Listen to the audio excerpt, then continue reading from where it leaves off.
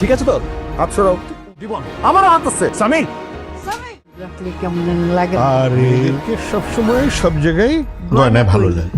Hello বন্ধুরা, এটা আমাদেরই গল্প নাটকের ২৭ নম্বর পর্ব আমরা সবাই দেখে ফেলেছি এবং গল্পের মোড় এখন যেদিকে যাচ্ছে তাতে পরবর্তী পর্বগুলো হতে চলেছে আরও উত্তেজনায় ঠাসা।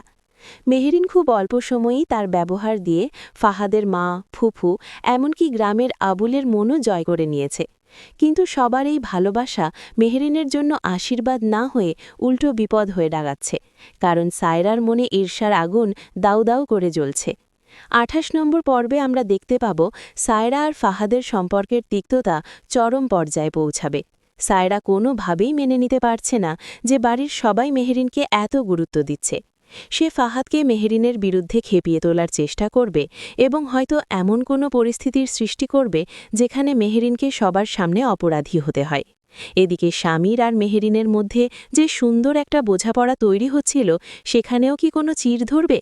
কারণ মেহেরিন ফাহাদের সামনে পড়লে নিজেকে আড়াল করার চেষ্টা করলেও সায়রার তীক্ষ্ণ নজর সব সময় তাদের ওপর থাকছে। আগামী পর্বে হয়তো আমরা দেখব সায়রা মেহেরিনের অতীত বা ফাহাদের সাথে তার পুরনো কোনো স্মৃতি নিয়ে নতুন কোনো নাটক সাজাচ্ছে।